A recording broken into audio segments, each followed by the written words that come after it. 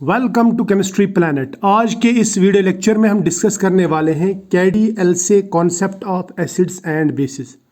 ये जो कॉन्सेप्ट है ये सॉल्वेंट सिस्टम के ऊपर बेस्ड है।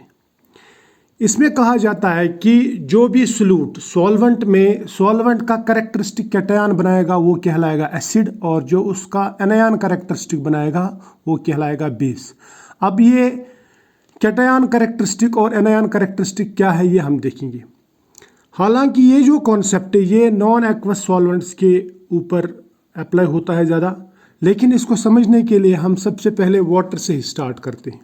देखो, वाटर मॉलिक्यूल जब ब्रेक होता है तो ये बनाता है H3O पॉजिटिव आयन और OH नेगेटिव आयन। तो H3O पॉजिटिव यानी hydronium ion cation characteristic of water है, और हाइड्रोक्साइड आयन यानी OH negative ion anion characteristic of water है। अब अमोनिया अगर ब्रेक होगा तो ये बनाएगा NH4 पॉजिटिव यानी कैटायन, और NH2 नेगेटिव यानी एमाइड आयन यानी एनायन बनाएगा ये। अब ये है कैटायन कैरेक्टरिस्टिक ऑफ अमोनिया और ये है एनायन कैरेक्टरिस्टिक ऑफ अमोनिया। इसी तरह से अगर हम HF लेंगे यानी हाइड्रोजन फ्लोराइड जब ब्रेक होगा तो इसके भी कैटायन और एनायन बनेंगे। इसका जो कैटायन बनता है वो है H2F पॉजिटिव और एनायन इसका बनेगा F नेगेटिव।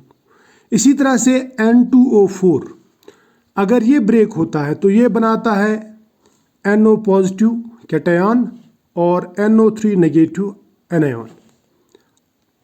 अब ये अगर सॉल्वेंट्स है, इन सॉल्वेंट्स में अगर हम कोई सोल्यूट डालते हैं, अगर उस सोल्यूट की वजह से या वो सोल्यूट जब ब्रेक होता है, डिसोसिएट होता है, डिजोल्व होता है, अगर वो NO पॉजिटिव वहाँ पे जनरेट करता है यानी NO पॉजिटिव ज़्यादा बन जाते हैं, तो मैं क्या कहूँगा कि ये जो सोल्यूट है ये इस N2O4 में एज एसिड काम कर रहा है। इसी तरह से अगर कोई सोल्यूट मैंने डाल दिया अमोनिया में और उस अमोनिया में मान लीजिए NH2 नेगेटिव आयन ज़्यादा बन गए या ये बन गए, तो मैं कहूँगा कि ये जो सब्सटेंस है ये अमोनिया में एज बेस एक्ट कर रही है। अब हम इन एसिड्स और बेसिस को इन सॉल्वेंट सिस्टम्स में डिस्कस करते हैं और समझने की कोशिश करते हैं। मान लीजिए सबसे पहले हमें एसिड देखना हो, तो एसिड मीन्स वो substance which on dissolution in A given solvent gives cation characteristic of the solvent. और बेस किसको कहेंगे? Which produces anion characteristic of the solvent, जिस सॉल्वेंट में हमने उसको डिसॉल्व किया।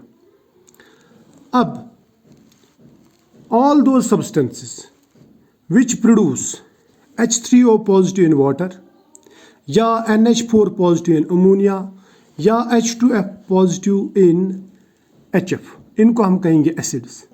यानी कोई भी सब्सटेंस जिसकी वजह से अगर उसको पानी में डिज़ोल्व किया तो वहाँ पे अगर H3O पॉजिटिव बन गया तो मैं कहूँगा वो सब्सटेंस वाटर में एसिड है। अगर वहाँ अमोनिया में हमने उसको डिज़ोल्व किया और वहाँ पे NH4 पॉजिटिव आयन उसने प्रोड्यूस कराए तो मैं कहूँगा वो वहाँ पे अमोनिया में एसिड है। इसी तरह से HF में जो H2F पॉजिटिव क्रिएट करेगा, प्रोड्यूस करेगा, उसे हम कहेंगे ये HF में एसिड है। और वो सब्सटेंसेस जो इन सॉल्वेंट्स में इनके एनायंस प्रोड्यूस करेगा उनको हम कहेंगे बेसिस। या मैं ऐसा कह सकता हूँ, कोई भी ऐसा सब्सटेंस जो वाटर में डिज़ोल्व होने के बाद में OH नेगेटिव आयन प्रोड्यूस करेगा, तो OH नेगेटिव आयन वाटर का एनायन कैरेक्टरिस्टिक है, मैं उसको कहूँगा ये बेस है। इस तरह से जो NH2 नेगेटिव अमोनिया में प्रोड्यूस करेगा उसे हम कहेंगे अमोनिया में ये बेस है। इस तरह से अगर HF में हमने उसको डिज़ोल्व किया सोल्यूट को और वहाँ पे उसने F नेगेटिव क्रिएट किया या प्रोड्यूस किया तो मैं कहूँगा वो सब्सटेंस HF में बेस है। फॉर एग्जांपल, अगर मैं कोई अमोनियम हैलाइड अमोनिया में डिज़ोल्व करता हूँ तो वो बनाता है ammonium ion plus halide ion. तो यहाँ पे ये जो अमोनियम आयन है ये है कैटायन कैरेक्टरिस्टिक ऑफ अमोनिया, तो मैं कहूँगा अमोनियम हैलाइड अमोनिया में एज एसिड एक्ट करता है। इसी तरह से अगर मैं कोई हैलाइड के बदले में सपोज अमोनियम क्लोराइड लूँगा, यहाँ पे ये पर्टिकुलर हैलाइड लेंगे अमोनियम क्लोराइड। अमोनियम क्लोराइड इसमें अमोनिया में जब डिज़ोल्व होता है तो ये बनाता है अमोनियम प्लस क्लोराइड आयन। तो इसने अमोनियम प्रोड्यूस किया, NH2 नेगेटिव प्रोड्यूस नहीं किया, तो मैं ये कहूँगा कि अमोनियम क्लोराइड अमोनिया में एज एसिड काम करता है, या ये मैं कहूँगा इट इज़ एसिड। इसी तरह से अगर मैं सोडामाइड या सोडियम एमाइड अमोनिया में डालता हूँ तो वहाँ पे बनेगा Na positive plus NH2 negative. NH2 negative जो है ये अमोनिया का एनायन है, तो फिर मैं कह सकता हूँ कि सोडियम एमाइड बेस है, क्योंकि ये अमोनिया में डिज़ोल्व होने के बाद में एनायन कैरेक्टरिस्टिक ऑफ अमोनिया बनाता है। इसी तरह से अगर मैं BF3 HF में डिज़ोल्व करता हूँ BF3, तो BF3 HF में डिज़ोल्व होने के बाद में H2F पॉजिटिव बनाएगा प्लस BF4 नेगेटिव बनाएगा।